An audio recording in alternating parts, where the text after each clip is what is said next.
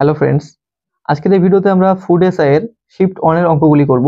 আমরা সবাই জানি যে 2023 সালের ফুড এসআই যে পরীক্ষাটা ছিল সেটা 2024 সালে হয়েছিল। 24 সালে মার্চ মাসের দিকে, মার্চ মাসে 16 এবং 17 তারিখে হয়েছিল এবং মোট 6টা শিফট হয়েছিল। তো সেই 6টা শিফটের প্রথম শিফটের অঙ্কগুলি আজকে করব এবং পরবর্তী শিফটের অঙ্কগুলি আমরা এই ভিডিওতে আপলোড করে রাখবো। তো তোমরা কি করবে, প্লেলিস্ট পেয়ে যাবে একটা ফুড এসআই এর প্রিভিয়াস এর কোশ্চেন বলে, তো সেখান থেকে তোমরা নেক্সট যে শিফটগুলো সেগুলো দেখতে পারবে। তো চলো শুরু করা যাক। তো প্রথম প্রশ্ন বলছে, দুটি পাইপ এ এবং বি একটি ট্যাঙ্ক যথাক্রমে 15 মিনিট এবং 20 মিনিটে ভর্তি করতে পারে। উভয় পাইপ একসাথে খোলা হয়, কিন্তু 4 মিনিট পর পাইপ এ বন্ধ হয়ে যায়। ট্যাঙ্কটি ভর্তি হতে কত সময় লাগবে? তো এখানে আমরা দেখতে পাচ্ছি যে দুটি পাইপ আছে এ এবং বি, সেই পাইপ দুটি একটি ট্যাঙ্কে ভর্তি করতে 15 মিনিট এবং 20 মিনিট সময় নেয়। তো আমরা এখানে লিখে নেব, এক মিনিট। তো আমরা এখানে লিখব পাইপ এ এবং পাইপ বি, এবং এরা সময় নেয় 15 মিনিট এবং 20 মিনিট ট্যাঙ্কটি ভরতে। এদের আমরা লসাগু বের করবো এইভাবে, এদের 15 এবং 20 লসাগু হবে 60। তো এখানে 3 20 60, 4 15 এবং 60। তো এগুলো এদের এফিসিয়েন্সি বার হলো, মাঝখানের এইগুলো 4 এবং 3। তো বলছে তারা উভয় পাইপ একসাথে খোলা হয়, মানে উভয় পাইপ একসাথে কাজ করে, 4 আর 3 7, অর্থাৎ 7 একসঙ্গে কাজ করে। কি কাজ করে? 4 মিনিট কাজ করে। তো 4 মিনিট আমরা 4 গুণ করে দিলাম, তাহলে 4 সাথে 28 কাজ হয়ে গেল, 28 ইউনিট কাজ হয়ে গেল। তো এবারে ট্যাঙ্ক এ বন্ধ করে দেওয়া হয়। তো ট্যাঙ্ক এর এফিসিয়েন্সি কত? 4, তো 4 বন্ধ করে দেওয়া হয়েছে। তাহলে এখন আছে কত? 3। তো এই 3 কাজ করবে, কিন্তু 3 কাজ কি কত সময় 3 কাজ করবে আগে আমরা বের করে নিই যে আমাদের কত কাজের বাকি আছে। 28 কাজ হয়ে গেছে, 60 থেকে যদি আমাদের 28 কাজ হয়ে যায় তাহলে 32 কাজ এখন বাকি আছে। 60 থেকে 28 বাদ দিলাম, তাহলে 32 কাজ বাকি আছে।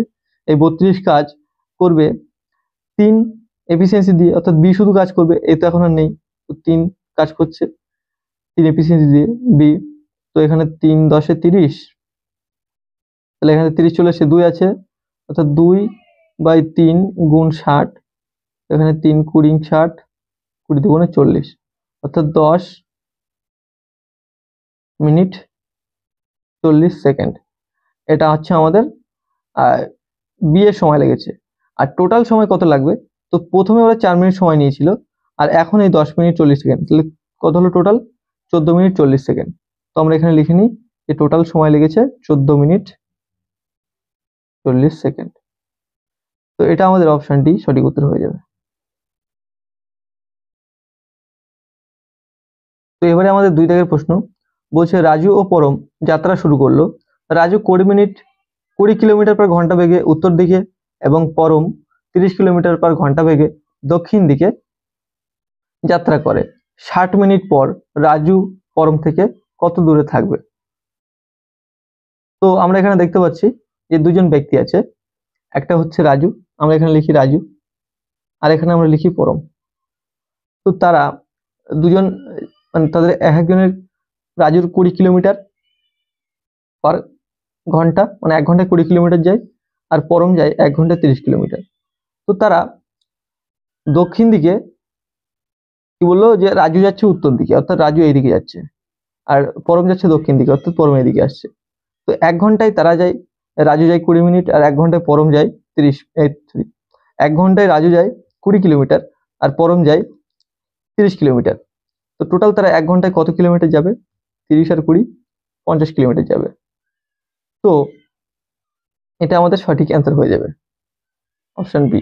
কেননা 1 ঘন্টা 60 মিনিটে কত দূর থাকবে রাজু পরম থেকে? তো 60 মিনিটে পরম এখানে থাকবে আর রাজু এখানে থাকবে, তাহলে 60 মিনিট মানে 1 ঘন্টায়, 1 ঘন্টা তারা 50 কিলোমিটার দূরে থাকবে।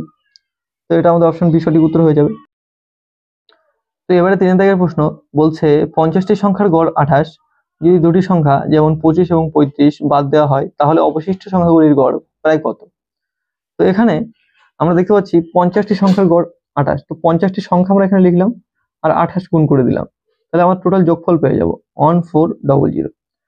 তো এই যে টোটাল যোগফল পেয়ে গেলাম, এর থেকে আমাদের 25 এবং 35কে বাদ দেওয়া হচ্ছে। তো 25 এবং 35-এর যোগফল কত হবে? 25 আর 35 60 হয়, তো 60কে আমরা বাদ দিচ্ছি। তাহলে আমরা এখানে পাবো কত? 0 4 3 1 1340 পাচ্ছি। তো এই 1340 এখন এই কটা সংখ্যা হয়ে গেছে? এখন তো আমরা দুটো সংখ্যা বাদ দিয়ে দিয়েছি, এর মধ্যে দুটি সংখ্যা আছে, কি কি? 25 এবং 35। তাহলে আমাদের কিন্তু দুটো সংখ্যা বাদ চলে গেছে, তাহলে আমাদের 50 সংখ্যা নেই, এখন আমাদের 48টি সংখ্যা হয়ে গেছে। তো আমরা টোটাল এই যোগফল এটাকে আমরা যে মানে 48 দিয়ে ভাগ করলে বা আমাদের সংখ্যা দিয়ে ভাগ করলে আমরা গড় পেয়ে যাব। তো আমরা কি করব? 1340 কে আমরা 48 দিয়ে ভাগ করবো, দুটি সংখ্যা থেকে বাদ দিয়ে দিলাম। তো আমরা এখানে কাজ করি, 4 দিয়ে কেটে দিই এটাকে, 4 12 48, আর এখানে 3 4 12, আবার 3 4 12, 4 5 20, 335 হচ্ছে। তো এটাকে আমরা এবার কি করি? আবার 12 দিয়ে ভাগ করি। তো 12 12 দুগুণে 24, 95, 8 12 96 হয়, তাহলে হচ্ছে না, 7 12 84, 7 12 84 হচ্ছে এখানে। তাহলে এখানে কত থাকছে? 100 থাকছে পয়েন্ট বসালে। তো 8 12 96, 9 12 108। তো এখানে আমাদের কত থাকছে? 110 থাকছে। তো 110, 8 12 96, 9 12 108, তাহলে 9 বার যাবে। তো আমরা দেখতে পাচ্ছি এটা আমাদের অপশন বি সঠিক উত্তর হয়ে যাচ্ছে, 27.92। আচ্ছা, এবার আমাদের 4 দাগের প্রশ্ন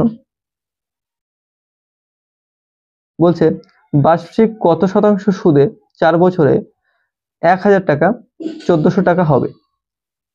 তো আমরা এখানে দেখতে পাচ্ছি যে সরল সুদের একটা সহজ প্রশ্ন দিয়েছে। তো আমরা এটা দুভাবে করতে পারি। তো প্রথম যেটা হচ্ছে সূত্র দিয়ে, সেটা আমি করে দেখাচ্ছি। সূত্র দিয়ে করতে গেলে আমাদের এখানে আমরা জানি কি, রেট অফ ইন্টারেস্ট সমান r% সমান SI into 100 by principal into time. এটা হচ্ছে আমাদের রেট অফ ইন্টারেস্ট বার করার সূত্র। তো এখানে আমরা r% বের করবো কিভাবে? আমাদের SI কত হবে? আমরা দেখতে পাচ্ছি একটা টাকা 1000 টাকা, সেখান থেকে 1400 টাকা হয়ে গেছে। তাহলে এখানে আমাদের যে 1400 টাকা হয়েছে মানে 400 টাকা, 1000 থেকে 400 টাকা বেশি হলে 1400 টাকা হয়, তো 400 টাকা আমরা সুদ পেয়েছি। তো আমরা এখানে 400 লিখলাম, এই SI-টা এখানে লিখলাম। এবার এখানে আমরা 100টা গুণ করে দিলাম। আচ্ছা, এবার আমাদের প্রিন্সিপাল কত? আমরা দেখেছি যে 1000 টাকা, তো 1000 টাকা আমরা এখানে লিখি। আর আমাদের টাইম কত বলেছে? আচ্ছা, টাইম বার্ষিক বলেছে, অর্থাৎ 1 বছরে। তো আমরা এখানে কিছু লিখছি না, টাইমের কোনো উল্লেখ নেই। তো আমরা এখানে এই যে 3টে শূন্য, এই 3টের সঙ্গে সঙ্গে এই দুটো শূন্য কেটে দিলাম, এই শূন্য কেটে দিলাম। তাহলে আমরা কি দেখতে পাচ্ছি যে ও আচ্ছা, এখানে বছর বলে দিয়েছে, 4 বছর বলে দিয়েছিল, তো 4 এখানে লিখি। এখান থেকে এটা কেটে দিলাম, তো অর্থাৎ 10% আমাদের, এটা 10 হলো, 10% আমাদের সঠিক উত্তর বেরিয়ে গেল। আচ্ছা, এটা আমরা আরো একভাবে করতে পারতাম, সেটা কি? আমরা দেখতে পাচ্ছি যে 1000 টাকা 1400 টাকা হলো, অর্থাৎ আমরা যদি এখান থেকে দুটো শূন্য কেটে দিতাম, একটা শূন্য কেটে দিতাম, তাহলে 100 টাকা আমাদের 140 টাকা হলো। তো আমরা দেখতে পাচ্ছি 40 টাকা আমাদের কিন্তু বাড়তি হয়েছে 100 টাকায়। তো এটা কত দিনে হয়েছে? 4 বছরে হয়েছে। 4 দিয়ে ভাগ করে দিলাম, এখানে 10 কিন্তু আমাদের বেরিয়ে আসছে। তো এইটা হচ্ছে আমাদের সঠিক অ্যান্সার, অপশন এ। তো এবারে আমাদের 5 দাগের প্রশ্ন, যে দুটি সংখ্যার অনুপাত 3:5, যদি প্রতিটি সংখ্যাকে 10 দ্বারা বৃদ্ধি করা হয় তাহলে অনুপাত 5:7 হবে। সংখ্যাগুলি হলো। তো এটা আমরা দুভাবে করতে পারি। প্রথমত বেসিক নিয়ম, ট্রেডিশনাল মেথড, সেটাতে করতে পারি, কিংবা একটা অ্যাডভান্স মেথডেও করতে পারি আমরা। তো আমরা কি করব? এখানে আমরা প্রথমে লিখে নেব যে বেসিকটা কি ছিল। তো প্রথমে দুটি সংখ্যার অনুপাত ছিল 3:5। তো আমরা এটাকে এইভাবে লিখব 3/5। এবার যেহেতু ইস্টু আছে, তো এর সঙ্গে কোনো কিছু একটা গুণ ছিল, সেই গুণটাকে দুই দিক থেকে কাটার পরে এখানে এটা রেশিও হয়ে গেছে। তো আমরা এখানে ধরে নেব যে এক্স গুণ ছিল, অর্থাৎ আমরা 3x আর 5x ধরে নেব। এবারে আমাদের এখানে কি হচ্ছে? সংখ্যাগুলিকে 10 দ্বারা বৃদ্ধি করা হয়েছে, অর্থাৎ এখানে +10, এখানে +10। তো আমরা তো ডাইরেক্ট এর সঙ্গে যোগ করতে পারি না, তার কারণ এখানে x আছে আর এখানে শুধু সংখ্যা আছে, তো এভাবে রাখতে হবে। এবার সংখ্যাগুলির অনুপাত দাঁড়িয়েছে 5:7 এ। তো 5:7 অর্থাৎ 5/7 দাঁড়িয়েছে। তো আমরা কি করব, এই সংখ্যাটা এর সঙ্গে গুণ করব, এই পুরোটার সঙ্গে, আর এই 5টা এর সঙ্গে গুণ করব। তো 7টার সঙ্গে গুণ করে দিলে কি হবে, 3 7 21x প্লাস 7 10 70 সমান 5 5 25x প্লাস 5 10 50। তো এখান থেকে আমরা কি করব, এখান থেকে এইটা এদিকে আনবো, তো এখানে 4x সমান এটা দিকে নিয়ে গেলে হবে 20, অর্থাৎ x সমান আমাদের কত হবে 5। তো x সমান যদি 5 হয় তাহলে সংখ্যাগুলি কত হবে, তো সংখ্যাগুলি আমরা x এর মান 5 পেয়ে গেছি, তো এই 5টা এর সঙ্গে গুণ করব, এর সঙ্গে গুণ করব, অর্থাৎ 3 5 15 ইস্টু হবে না, এখানে কমা হবে, 15 আর 5 5 25। তো সংখ্যাগুলি ছিল 15 এবং 25, তো এটা আমাদের অপশন ডি সঠিক অ্যান্সার হয়ে যাবে। তো এবার আমাদের 6 দাগের প্রশ্ন, একটি ব্যবসায় এ বি এবং সি যথাক্রমে 26,000 টাকা, 34,000 টাকা এবং 10,000 টাকা বিনিয়োগ করে, বছর শেষে তারা 3,500 টাকা লাভ করে, বি এর লাভের অংশ কত? তো আমরা এখানে দেখতে পাচ্ছি যে 3জন ব্যক্তি কিন্তু বিনিয়োগ করেছিল, তো আমরা লিখে নেব 3জন ব্যক্তির নাম, একজন ব্যক্তির নাম এ, আরেকজনের নাম বি, আরেকজনের নাম সি। তো প্রথমজন বিনিয়োগ করেছিল 26,000 টাকা, তো আমরা 26,000 এখানে লিখলাম। তারপরের জন বিনিয়োগ করেছে 34,000 টাকা, আর তারপরের জন বিনিয়োগ করেছে 10,000 টাকা। তো আমরা দেখতে পাচ্ছি প্রত্যেক জায়গায় 3টে করে শূন্য আছে, তো আমরা 3টে করে শূন্য কমিয়ে দেবো এখান থেকে, আর এখানে এখনো কাটা যাবে এটা, তো এটা আমরা কেটে দিই, কেটে দিলে 13 দুগুণে 26, 17 দুগুণে 34 আর 5 দুগুণে 10। এই হচ্ছে আমাদের টোটাল রেশিও বেরিয়ে গেল। এবার আমরা যদি এটাকে পুরোটাকে যোগ করি, তাহলে 10 10 20 আর 10 30 আর 5 35, টোটাল হচ্ছে আমাদের 35। তো 35 সমান আমাদের টোটাল লাভের অংশ বলে দিয়েছে 3500 টাকা। তো এখানে আমরা দেখতে পাচ্ছি 100 গুণ করা হয়েছে, তাই এটা হয়েছে। তো আমরা কি করব, আমাদের বি এর লাভের অংশ দরকার, তো বি এর লাভ আমাদের কত, এখানে বি এর এখানে 17 লাভ, তো 17 এর সঙ্গে আমরা 100 গুণ করে দেবো, তো 17 গুণ 100 সমান 1700 আমাদের সঠিক অ্যান্সার হয়ে যাবে, এটা আমাদের অপশন সি।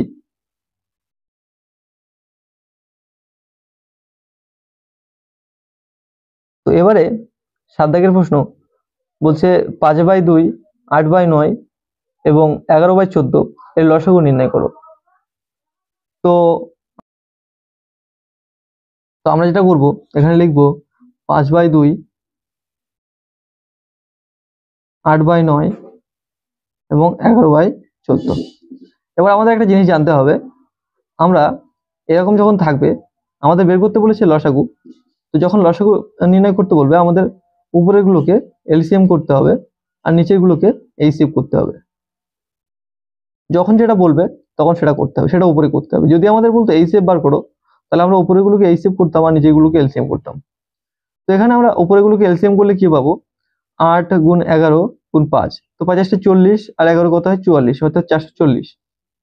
আর নিচে কোনো সংখ্যার মধ্যে কোনো মিল নেই, 9 এর মধ্যে 2 ঢুকে নেই, তাই এখানে 1 লসাগু হবে, মানে কারোর সঙ্গে কোনো মিল নেই, তাই এখানে 1 লসাগু হবে। তো আমরা দেখতে পাচ্ছি 440/1, এটা আমাদের সঠিক অ্যান্সার।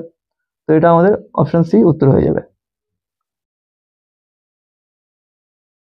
এবারে 8 দাগের প্রশ্ন বলছে 100টি পেন্সিল বিক্রি করে একজন দোকানদার 20টি পেন্সিলের বিক্রয় মূল্য লাভ করে, তার লাভের শতাংশ হলো।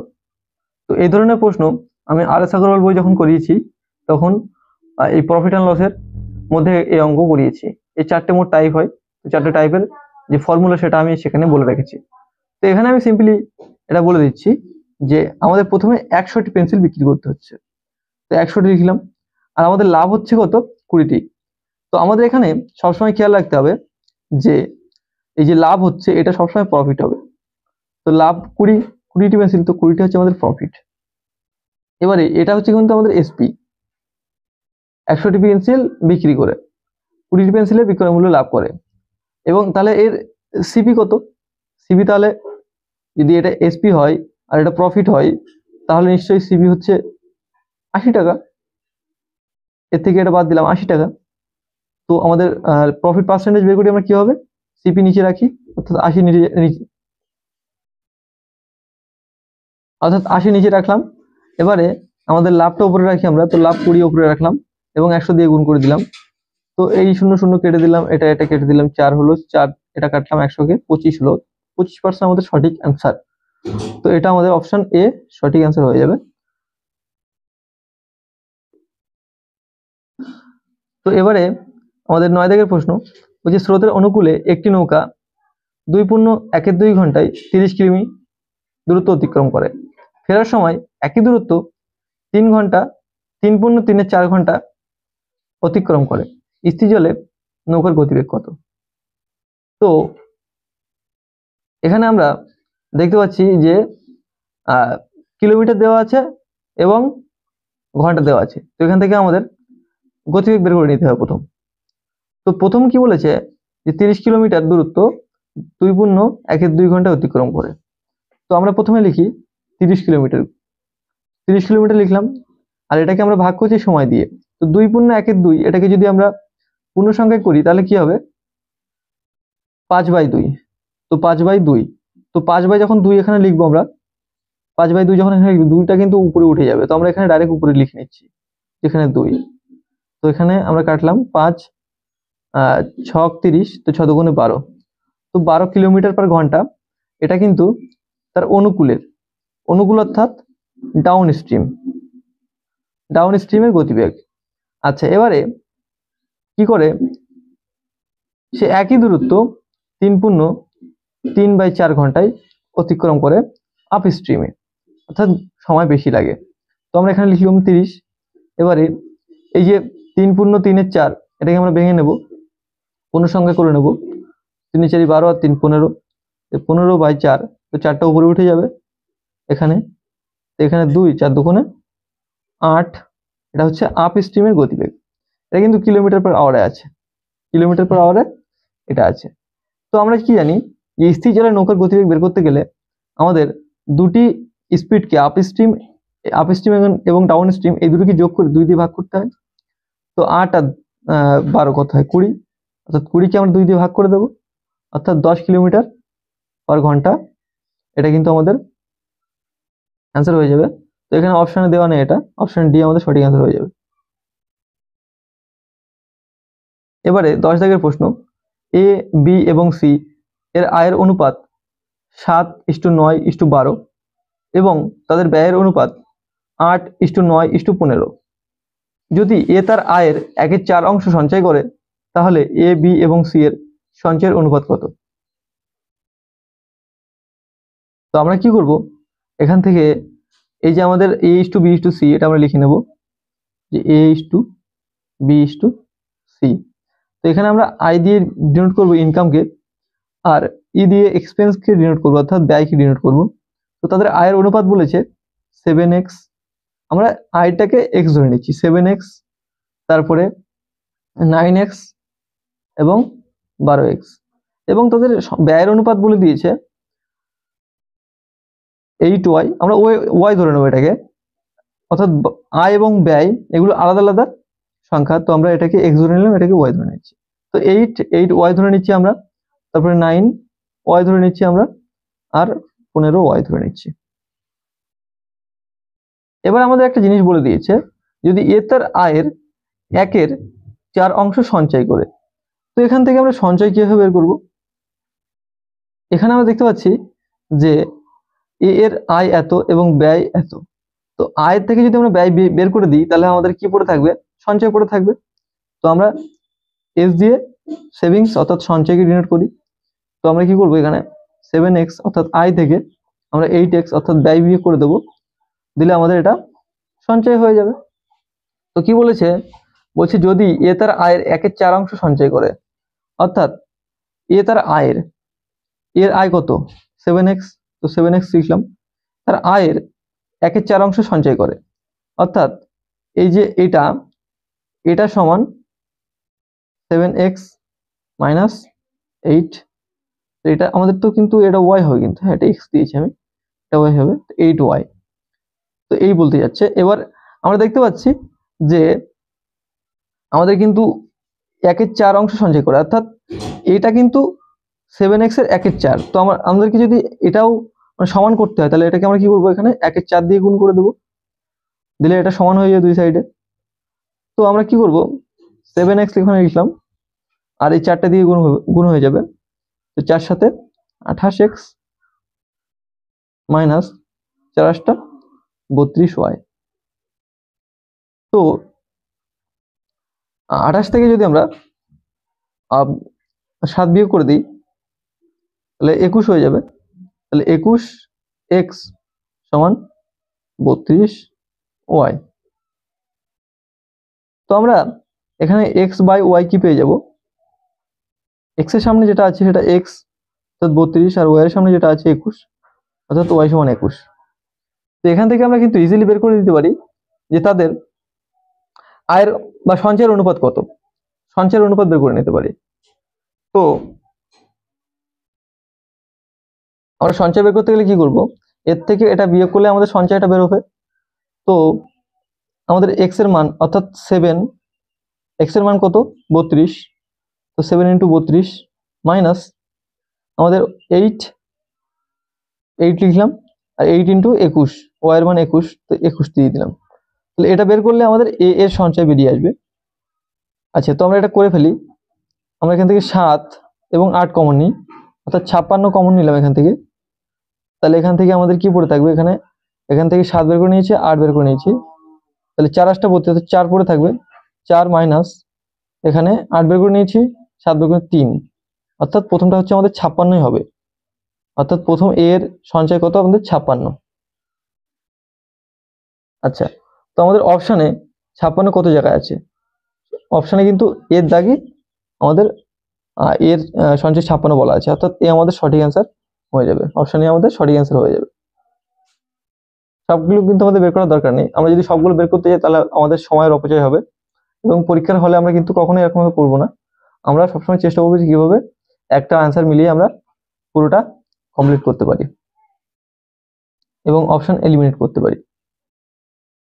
তো এবারে আমাদের 11 দাগের প্রশ্ন, দুধ এবং জলের মিশ্রণের 3টি পূর্ণ পাত্র রয়েছে এবং তাদের আয়তনের অনুপাত 7:5:13। এই পাত্রগুলিতে দুধ এবং জলের অনুপাত যথাক্রমে 2:3, 47:53 এবং 9:11। এগুলিকে একসাথে মিশিয়ে দিলে নতুন মিশ্রণে দুধ ও জলের অনুপাত নির্ণয় করো। তো আমরা এটাকে খুব সহজ নিয়মে করতে পারি। সেটা হলো, এখানে যে আমাদের 7:5:13 যে প্রথমে তাদের আয়তনের অনুপাত বলা আছে, এর কোনো ব্যবহার কিন্তু আমাদের এখানে নেই। আমরা সিম্পলি এর ব্যবহার না করে উত্তর বের করবো। আমাদের এখানে যে নিচেই যে তার দুধ ও জলের অনুপাত প্রত্যেকটা পাত্রে বলা আছে, তো সেটা আমরা লিখে নেব। তো আমরা এখানে লিখবো মিল্ক ইজ টু ওয়াটার। এবারে প্রথমটাই বলা হচ্ছে 2:3 অনুপাতে আছে, আমরা এখানে লিখলাম। তারপরটা বলা হচ্ছে 47:53 অনুপাতে আছে, 47:53 আমরা এখানে লিখলাম। তারপরটা বলা আছে 9:11 অনুপাতে, তো এটা এখানে লিখলাম। তো আমরা এখানে এদের যোগফল লিখবো, 3 আর 2 5। আচ্ছা, 53 আর 47 কত হয় 100, আর এখানে 9 আর 11 কত হয় 20। তো এই লিখলাম। এবার এখান থেকে আমরা দাগ টানবো, দাগ টেনে এখানে আমরা দেখতে পাচ্ছি যে 100 আছে, এখানে 5 আছে। তো আমরা কি করব, এই 5-এর সঙ্গে কত গুণ করলে আমাদের 100 হবে, তো এখান থেকে আমাদের 20 গুণ করলে আমাদের 100 হবে এটা। আচ্ছা, 100-র সঙ্গে কত গুণ করলে 100 হবে, 1 গুণ করলে 100 হবে। আচ্ছা, এই 20-র সঙ্গে কত গুণ করলে 5 হবে, এটা সরি 100 হবে। 20-র সঙ্গে 5 গুণ করলে 100 হবে। তো আমাদের কিন্তু এই যে বেরিয়ে এসেছে টোটাল। এবার আমরা যেটা করব, এই 20 যেহেতু 20 গুণ করলে এটা 100 হচ্ছে, অর্থাৎ আমরা একটা লসাগু বের করে নিলাম, সবকটাকে সমান করে নিলাম। তো এটাও 100, এটাও 100, এটাও 100। এবারে আমরা যেটা করব, এই যে 20 যদি আমরা এই 5-এর সঙ্গে গুণ করি, তো আমরা এই দুটোর সঙ্গে আমরা গুণ করব। তো 20 এই দুটোর সঙ্গে গুণ করলাম, তো এর সঙ্গে গুণ করলে কত হবে 40, এর সঙ্গে গুণ করলে কত হবে 60। আমরা লিখলাম 40 আর এখানে লিখলাম 60। আচ্ছা, ঠিক এর সঙ্গে 1 গুণ করলে কোনো পার্থক্য আসবে না, তো আমরা লিখলাম 47:53। আচ্ছা, 5 এর সঙ্গে গুণ করলে কি হবে, 5 নং 45। আর 5 11 55। এই টোটাল আমাদের আসছে। তো এগুলোকে আমরা সব কটাকে যোগ করে দেব। তো এখানে আমরা দেখতে পাচ্ছি 3 4 12 অর্থাৎ 120 130 আর 132। আর এখানে কি হচ্ছে 100 100 160 160 168। তো আমরা এটাকে দেখতে পাচ্ছি আমরা কত দিয়ে কাটতে পারি এটাকে আমরা 12 দিয়ে কেটে দিই। তো 12 দিয়ে কেটে দিলে কি হবে 11 12 132 11 হবে। এটাকে 12 দিয়ে কাটলে কি হবে 12 কে 12। আর সেখানে কি থাকছে 48 থাকছে 4 বরং 48 অর্থাৎ 11:14 আমাদের সঠিক অ্যান্সার চলে আসছে। তো এটা আমাদের অপশন এ কিন্তু সঠিক অ্যান্সার হয়ে যাবে। তো এবারে প্রশ্ন a/b সমান 7/9, b/c সমান 3/5 অর্থাৎ a/b c সমান কত হবে। তো আমরা এখানে দেখতে পাচ্ছি যে a/b আমাদের আছে 7/9। আমরা এখানে লিখলাম 7/9। আচ্ছা b/c আছে আমাদের 3/5, এখানে লিখে নিলাম। এবারে আমরা দেখতে পাচ্ছি যে b এর ভ্যালু অলরেডি 9 বসানো আছে, এটা কিন্তু ডিরেক্টলি বসানো আছে, কিন্তু এখানে রেশিও করে বসানো আছে b এর ভ্যালু 3। তো b এর সঙ্গে আমরা 3 গুণ করে দিলে b কিন্তু 9 হয়ে যাবে। তো উপরে যদি আমরা 3 গুণ করি নিচেও 3 গুণ করব। তো এটা কত হলো 9, এটা কত হলো 15। তো আমরা যদি এখানে সিম্পলিফাই করে লিখি a/b/c, তো এর মান কত আমরা 7 দেখতে পাচ্ছি, b এর মান আমরা 9 দুই জায়গায় দেখতে পাচ্ছি এবং c এর মান আমরা দেখতে পাচ্ছি 15। তো এটা আমাদের সঠিক অ্যান্সার হয়ে গেল, এটা আমাদের অপশন এ সঠিক অ্যান্সার হয়ে গেল।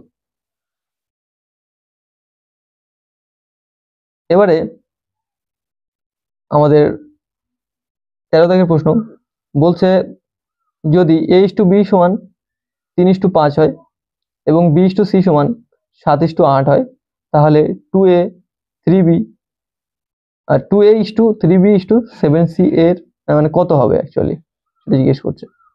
তো আমরা কি করব, আমরা এখানে লিখবো যে a/b/c।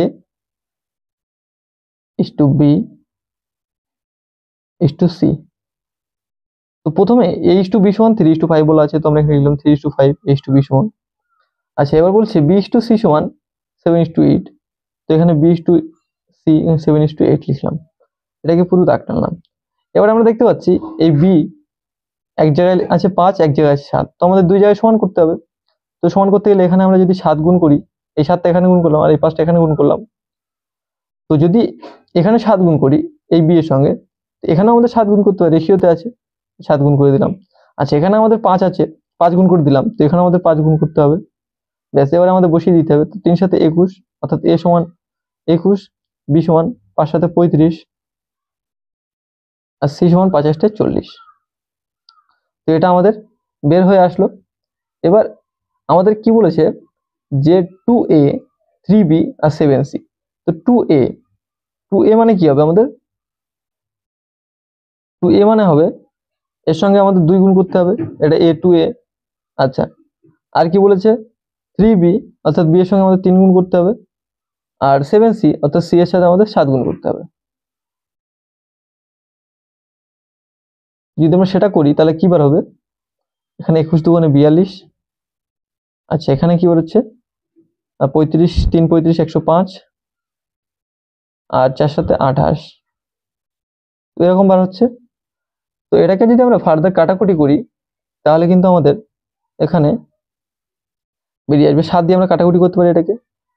তো 6 7 42, 7 15 105 আর 4 7 28, তো 6:15:40। তো এটা আমাদের অপশন সি কিন্তু সঠিক অ্যান্সার হয়ে যাবে। তো এবারে আমাদের 14 দাগের প্রশ্ন বলছে 6 বছর আগে সুশীলের বয়স স্নেহালের বয়সে 3 গুণ ছিল, 6 বছর পর সুশীলের বয়স স্নেহালের বয়সের 5-এর 3 গুণ হবে, স্নেহালের বর্তমান বয়স কত। তো আমরা কি করব, এখান থেকে আমরা যেটা করব সেটা হচ্ছে আমরা দেখতে পাচ্ছি যে এখানে সুশীল বলে একজন আছে আর স্নেহাল বলে একজন আছে। তো আমি SU আর SN বলে লিখে নিলাম। এবারে কি হচ্ছে, এই যে সুশীল, তার 6 বছর আগে বয়স ছিল 3:1, অর্থাৎ কি ছিল যে সুশীলের বয়স স্নেহালের বয়সের 3 গুণ ছিল, অর্থাৎ স্নেহাল যদি 1 হয় তো সুশীল হবে 3। আচ্ছা, এখন হচ্ছে প্রেজেন্ট, আর এখান থেকে 6 বছর আগের কথা বলা হচ্ছে এটা। আর এর 6 বছর পরে কি হচ্ছে, এই যে স্নেহালের বয়স সুশীলের বয়সের 5-এর 3 গুণ হচ্ছে, অর্থাৎ এখানে সুশীল হবে 5 আর এটা হবে স্নেহাল হবে 3। তো আমরা দেখতে পাচ্ছি এদের গ্যাপ, এদের বয়সের গ্যাপ কত, এখান থেকে এর গ্যাপ আর এখান থেকে এর গ্যাপ, অর্থাৎ এই গ্যাপ সবসময় কিন্তু সমান হয়। আমরা যখন দেখি যে আমার দাদা আমার চেয়ে 5 বছরের বড়, তো আমি এখান থেকে যদি আমি 10 বছর পরে যাই তখন কিন্তু সে আমার 5 বছরের বড় থাকবে, এই গ্যাপটা কিন্তু কেউ কমাতে পারবে না। তো আমরা এখানে দেখলাম যে 6 বছর আগে এখানে এরকম ছিল, গ্যাপ ছিল কত, এর গ্যাপ ছিল 2, তো এখনো কিন্তু এর গ্যাপ 2 আছে, অর্থাৎ এটার রেশিও ঠিক আছে, আমাদের কিছু করার দরকার নেই। এবার এখান থেকে এটা দেখবো আমি, এখান থেকে এটা দেখতে পাচ্ছি আমি আছে 2 এর গ্যাপ, তো এখান থেকে এটার গ্যাপ আমি দেখতে পাচ্ছি 2 এর গ্যাপ। তো এখান থেকে আমি যদি দেখি এই যে এখন যে বয়সটা, এখান থেকে 6 বছর, তারপরে প্রেজেন্ট, তারপরে আবার 6 বছর, অর্থাৎ টোটাল 12 বছর, এই 12 বছর সমান কিন্তু এখানে আমরা 2 দেখতে পাচ্ছি। তো 2 সমান কিন্তু আমরা লিখতে পারি কি 12, তাহলে এখানে 12 হবে, 2 সমান 12, তাহলে এটা ক গুণ, এটা 6 গুণ, কিন্তু 2 সমান 12 অর্থাৎ 6 গুণ। তো এখন স্নেহালের বর্তমান বয়স জিজ্ঞেস করছে, অর্থাৎ স্নেহালের আগের বয়সটা আমরা দেখব, আগের বয়স কত ছিল 1, একের সঙ্গে আমরা 6 গুণ করে দেবো, আগের রেশিও অ্যাকচুয়ালি, তাহলে এটা হলো 6, এটা হলো সে আগের বয়স, তারপরে 6 বছর পরে কিন্তু প্রেজেন্টে আসলো, বর্তমান বয়স আমাদের জিজ্ঞেস করছে, অর্থাৎ এর সঙ্গে 6 যোগ করবো, আর করলে আমাদের টোটাল বয়স হয়ে যাবে কত 12 বছর। তো এটা আমাদের অপশন এ সঠিক অ্যান্সার হয়ে যাবে।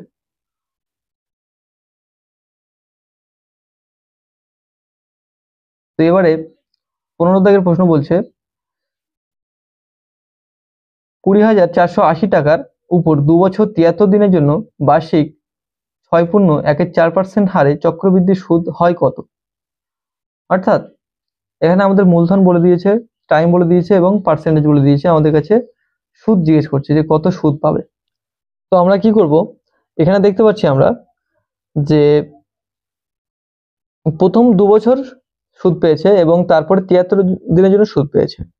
তো আমরা প্রথমে যে পার্সেন্টেজটাকে ভেঙে নেব, পার্সেন্টেজ থেকে ভাঙলে আমরা কি পাবো, 4×24 থেকে 25/400, 25 বা যদি 400 হয়, তো এটা আমরা কি জানি 1/16।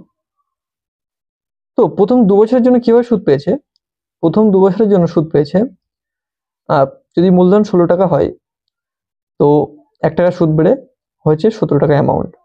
তার পরের বছরে কিন্তু সেম ভাবে 16 টাকা যদি হয়, পরের বছরে সুদ 1 বেড়ে 17 টাকা সুদ হয়েছে, কিন্তু তৃতীয় বছরে কিন্তু পুরো সুদ পায়নি, তৃতীয় বছরে কিন্তু 73 দিনের জন্য সুদ পেয়েছে। তো 73 দিন সমান আমরা কি জানি, 73 উপরে হলো নিচে হচ্ছে 365, যদি আমরা কাটাকুটি করি তাহলে কি হবে 1/5 হবে, অর্থাৎ 1/5 সুদ দিয়েছে এই টাকা, সরি এই পার্সেন্টেজের। অর্থাৎ আমরা কি করবো, এখানে 1/16 লিখবো, গুণ 1/5 করে দেবো, এই যে 1/5টার সঙ্গে গুণ করে দেবো, কি হবে 1/16 হবে, এটা 1/16 হলো, সরি 5×80, 1/80 হলো এটা। অর্থাৎ আমাদের যে 80 টাকা যদি মূলধন হয়, তো 1 টাকা সুদ বেড়ে এটা 81 টাকা আমাদের অ্যামাউন্ট হয়ে যাবে। তো এবার আমরা এটাকে পুরোটাকে গুণ করে দেবো, তো 16 কত হয় 256, 256 সঙ্গে 8 গুণ করবো, তো আমরা একটু গুণ করে নিই, এখানে 256 তার সঙ্গে আমরা 8 গুণ করলাম, 80 গুণ করলাম, আমাদের 6×8 48 8 হাতে 4, 50টা 40 আর 4 44, 4 হাতে 4, 8 গুণ 16 আর 4 20, অর্থাৎ 20,480 এখানে কিন্তু আমাদের চলে আসছে 20,480। আর এটা করলে আমাদের কি হবে, এটার সঙ্গে আমরা 17 একবার গুণ করি প্রথমে, তারপর আবার 17 গুণ করব, তাহলে আমরা কি করবো 81 সঙ্গে 17 গুণ করলে কত হবে, করে নিই, 17 × 17 7 হাতে 1, 8 17 136, তার সঙ্গে হাতে 137, এর সঙ্গে আবার 17 আমরা গুণ করে দেবো, তাহলে 7 17 119 9, হাতে 11, 17 1 17,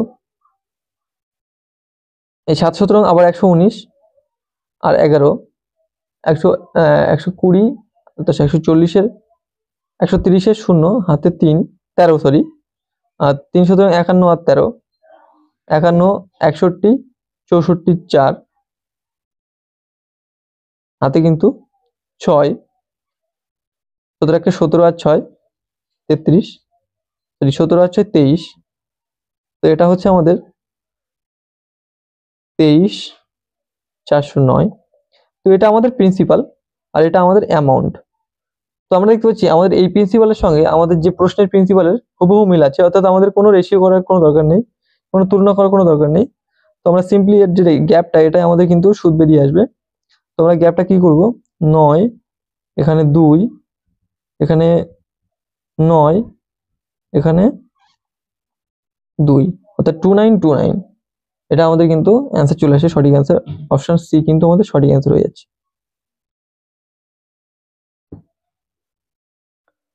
তো এবার এই 16 দাগের প্রশ্ন, সে যদি 7:x সমান 17.5:22.5 হয়, তাহলে x এর মান কত? তো আমরা এখানে কি করব, প্রথমে এখানে লিখে নেব 7:x ইকুয়াল টু 17.5:22.5। তো আমরা জানি প্রথমটার সঙ্গে প্রথমটার সম্পর্ক থাকে আর দ্বিতীয়টার সঙ্গে, মানে শেষেরটার সঙ্গে শেষেরটার সম্পর্ক থাকে। তো আমরা দেখতে পাচ্ছি 7-এর সঙ্গে কত গুণ করলে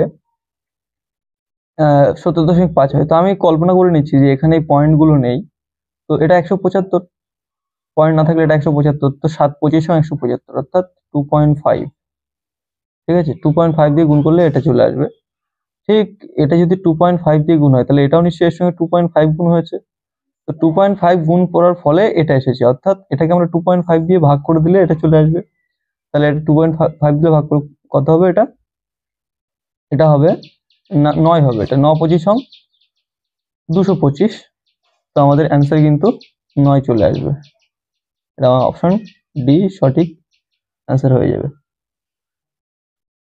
আচ্ছা, এবারে 17 দাগের প্রশ্ন বলছে, একজন মানুষ প্রথম দিনে 1 কিমি, দ্বিতীয় দিনে 2 কিমি, তৃতীয় দিনে 3 কিমি এইভাবে হাঁটে। লোকটি 10 দিনে মোট কত দূরত্ব অতিক্রম করবে? তো আমরা দেখতে পাচ্ছি যে প্রথম দিনে 1 কিমি হাঁটে, দ্বিতীয় দিনে 2 কিমি হাঁটে, তৃতীয় দিনে 3 কিমি হাঁটে, এই করতে করতে করতে করতে 10 দিন মোট হেঁটেছে। তো যে কটা দিন তত কিলোমিটার করে হাঁটছে, এরকম যদি প্রশ্ন থাকে তাহলে আমরা কি করব, সিম্পলি আমরা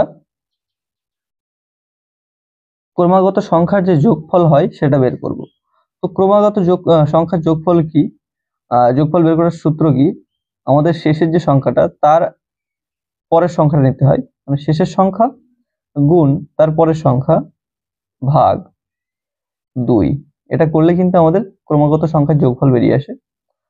তো এখান থেকে আমরা এটাকে ভাগ করে দিল, 5 হলো, 5 11 55 আমাদের সঠিক অ্যান্সার হয়ে যাবে। 55 কিলোমিটার সে হাঁটে, তো এটা আমাদের অপশন সি সঠিক অ্যান্সার। তারপরে 18 দাগের প্রশ্ন বলছে, এ এবং বি একটি কাজ 12 দিনে করতে পারে, বি ও সি 15 দিনে, সি এবং এ 20 দিনে করতে পারে। এ একা ওই কাজটি কতদিন সময় নেবে, করতে কতদিন সময় নেবে? তো আমরা কি করব, এখানে লিখে নেব এ এবং বি কাজটি করতে সময় নেয় 12 দিন, বি আর সি কাজটি করতে সময় নেয় 15 দিন, আর সি আর এ কাজটি করতে সময় নেয় 20 দিন। তো আমরা এগুলো লসাগু বের করবো।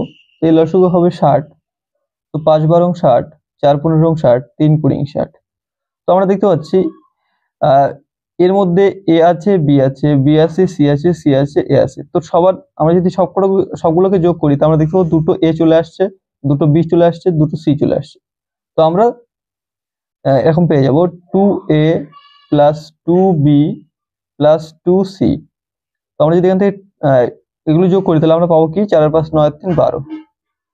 আমরা এখান থেকে যদি 2 কমন নিই তাহলে আমরা a plus b plus c পেয়ে যাব 12। এটার সঙ্গে এটা কেটে দিলাম, অর্থাৎ a plus b plus c 6 হলো আমাদের। তো এখান থেকে আমাদের বলছে এ একা ওই কাজটি করতে কত সময় নেবে। তো আমাদের a plus b plus c 6 বেরিয়েছে, আর শুধু b প্লাস c 4। তাহলে আমরা যদি b প্লাস c এখানে 4 দেখি তাহলে এটা নিশ্চয়ই 2। তাহলে এর এফিসিয়েন্সি কত 2। তো 2 এফিসিয়েন্সি দিয়ে এই 60 ইউনিট কাজটি করতে কত সময় নেবে। তো আমরা কি করবো, এখানে আমরা এই 60কে 2 দিয়ে ভাগ করে দেব, 30 দিন বেরিয়ে আসবে।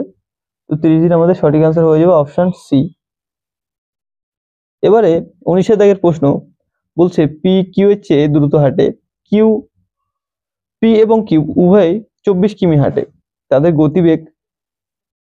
গতিবেগের যোগফল 7 কিলোমিটার পার ঘন্টা এবং তাদের নেওয়া সময়ের যোগফল 14 ঘন্টা হলে পি এর গতিবেগ কত। তো এটা আমরা সিম্পলি অপশন টেস্ট করে করতে পারি। আমরা এখানে দেখতে পাচ্ছি যে পি এর গতিবেগ বেশি কিউ এর চেয়ে এবং উভয়ই 24 কিলোমিটার হাঁটে। টোটাল ডিস্টেন্স আমাদের 24 কিলোমিটার। আর আমাদের হচ্ছে দুটো যোগফল পি আর কিউ এর যোগফল কত। পি আর কিউ এর যোগফল হচ্ছে 7, অর্থাৎ পি আর কিউ এর সময় গতির যোগফল হচ্ছে 7। এবং কি বলছে তারা যে সময়টা নিয়েছে সেই সময়ের যোগফল, এটা হচ্ছে গতির যোগফল, আর সময়ের যোগফল হচ্ছে 14 ঘন্টা। সময়ের যোগফল 14 ঘন্টা। তো আমরা যদি অপশন টেস্ট করি এই 7কে কিভাবে ভাঙলে এটা হবে, আমরা 4 আর 3 এই দিয়ে ভাঙতে পারি, 3 আর 4। তাহলে 3 দিয়ে এটাকে ভাগ করলে কত হবে, 3 8 24, আর 4 দিয়ে এটাকে ভাগ করলে কত, 4 6 24।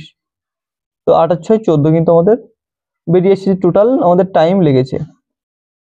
তো আমরা এখানে দেখতে পাচ্ছি যে আমাদের পি এর গতিবেগ বেশি, তো পি কিন্তু আমাদের 4 আর কিউ এর গতিবেগ কম, তাই কিউ হচ্ছে আমাদের 3 কিলোমিটার পার ঘন্টা।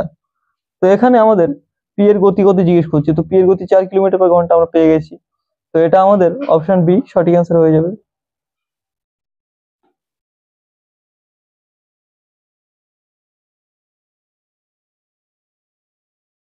এবারে 20 দাগের প্রশ্ন বলছে 15টি সংখ্যার গড় 7, এর মধ্যে প্রথম 8টি সংখ্যার গড় 6.5 এবং শেষ 8টি সংখ্যার গড় 9.5, মাঝের সংখ্যাটি কত।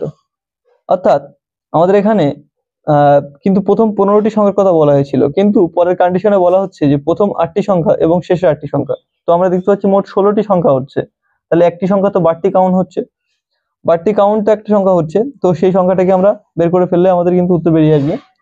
তো আমরা কি করবো, এখানে আমরা প্রথমে করবো কি 7 সঙ্গে 15 সঙ্গে 7 গুণ করে দেবো। তাহলে 7 15 কত হয় 105, এটা হচ্ছে টোটাল যোগফল। আর আমাদের প্রথম 8টি সংখ্যার গড় হচ্ছে 6.5। তো এটা যদি আমরা করি তাহলে কি হবে, এটা 6 8 48 আর 5 8 40, 8 8 52, তাহলে এটা 52 হবে। আর শেষের 8টি সংখ্যা কি হবে 9.5। তো 8 নং 72 আর 4, 72 আর 4 76, 72 আর 4 76। তো আমরা যদি রেখে যোগ করি দুটোকে তাহলে আমরা কি পাবো, এখানে 8 পাবো আর এখানে 12, 128 পাচ্ছি টোটাল। কিন্তু আমাদের 15টি সংখ্যার যোগফল ছিল 105 আর 16টি সংখ্যার যোগফল হচ্ছে 128। তাহলে এখানে একটি সংখ্যা বেশি, সেই সংখ্যাটি এখান থেকে বের করে নিতে পারবো আমরা। এখান থেকে বিয়োগ করলে কত হবে, এটা হবে 3 আর 2 23 কিন্তু আমাদের উত্তর বেরিয়ে আসছে। তো এটা আমাদের অপশন সি সঠিক অ্যান্সার হয়ে যাবে।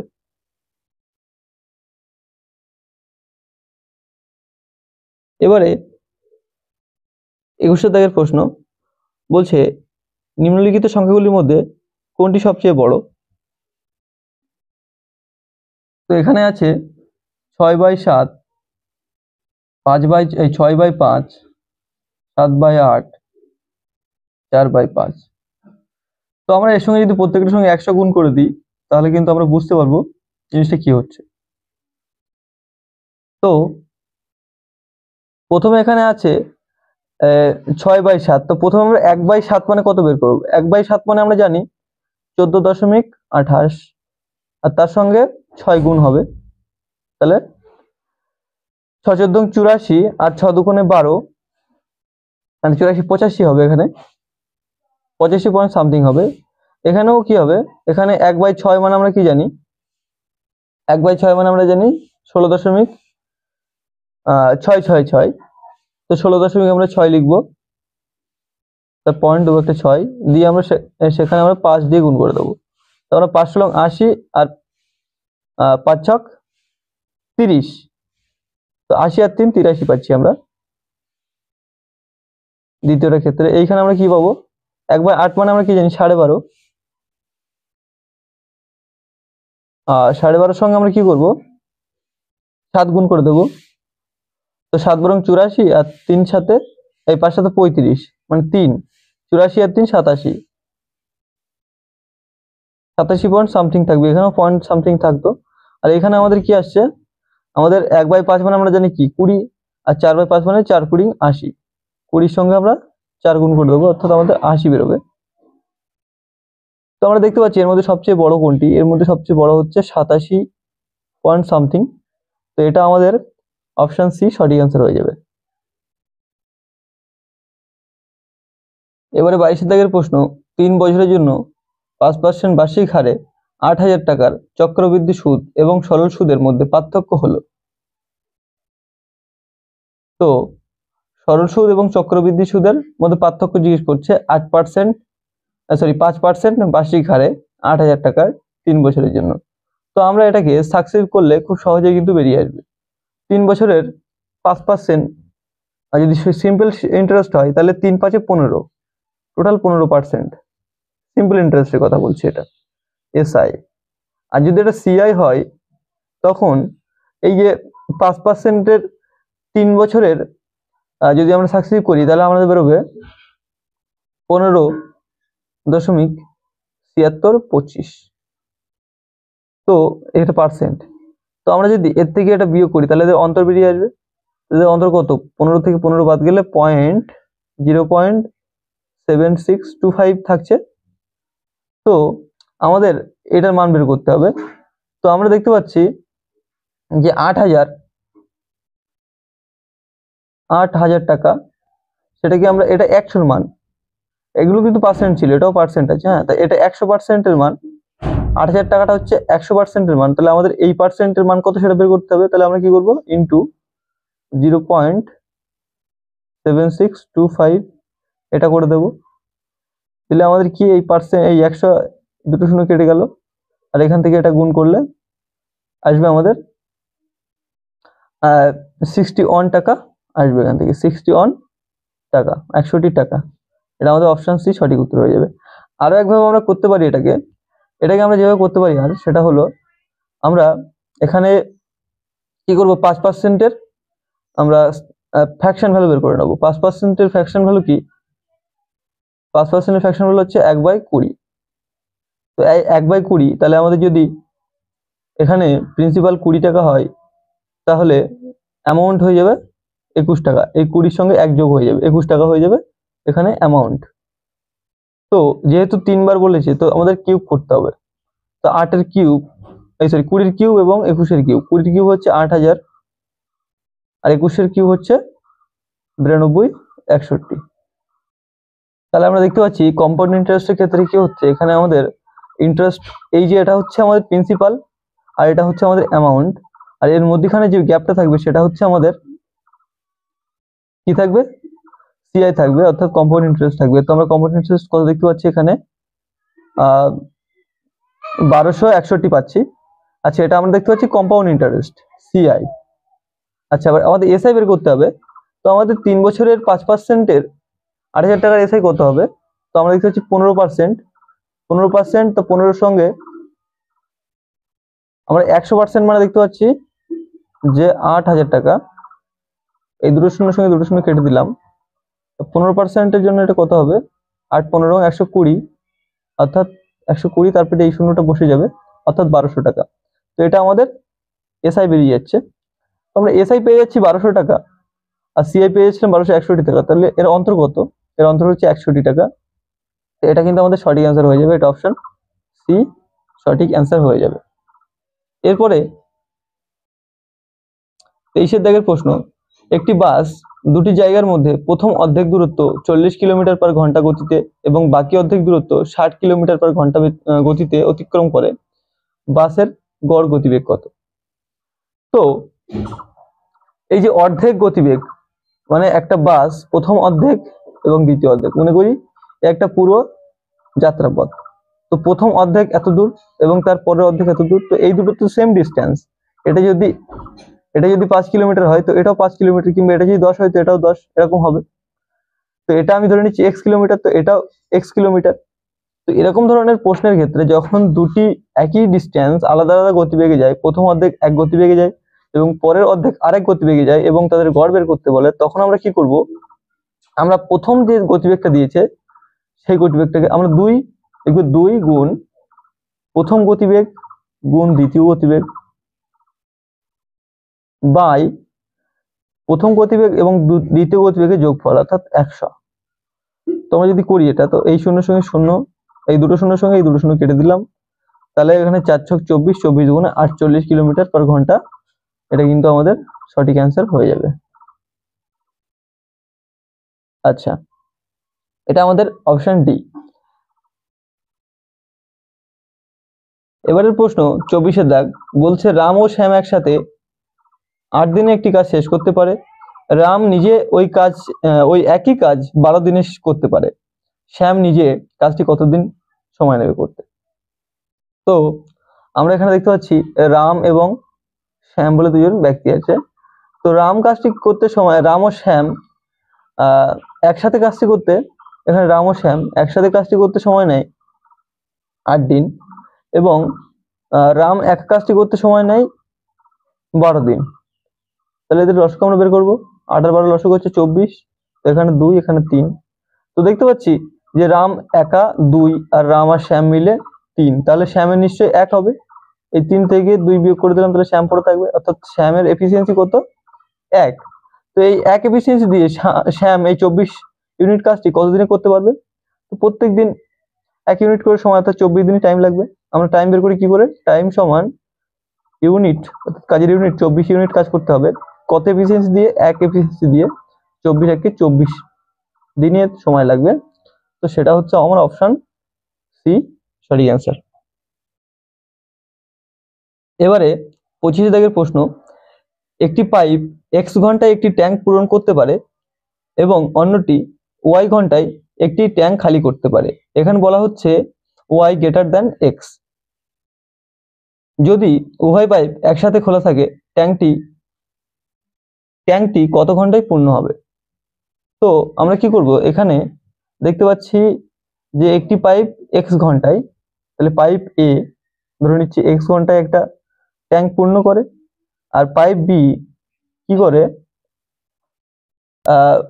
y ঘন্টায় একটি ট্যাঙ্ক খালি করে। তো আমি এখানে প্লাস এখানে মাইনাস দিয়ে নিচ্ছি, তাহলে বুঝতে সুবিধা হয়ে যায়, এটা ভর্তি করে এটা খালি করে। এবারে কি হচ্ছে? এবারে বলছে যদি উভয় ট্যাঙ্ক একসাথে খোলা হয়, যদি উভয় পাইপ একসাথে খোলা হয়, তাহলে ট্যাঙ্কটি কত সময় পরে পূর্ণ হবে, কত ঘন্টা পরে? তো আমরা এখান থেকে আগে লসগু বের করবো। লসগু হচ্ছে x আর y এর লসগু xy হবে, তাহলে এই সাইডে হবে আমাদের y, এই সাইডে হবে x, এই এর সঙ্গে y কেটে গিয়ে সরি এখান থেকে x কেটে গিয়ে y হবে, এখান থেকে y কেটে গিয়ে x হবে। আচ্ছা, এইবারে আমাদের কি বলছে যে একটা বেশি সময় নেয়, কোনটা বেশি সময় নেয়? ওয়াইটা বেশি সময় নেয়। ওয়াই যদি বেশি সময় নেয় তাহলে এক্স নিশ্চয়ই কম সময় নেবে। তাহলে যে বেশি সময় নেয় তার এফিসিয়েন্সি কি হবে? যে বেশি সময় নেয় তার এফিসিয়েন্সি কিন্তু কম হবে।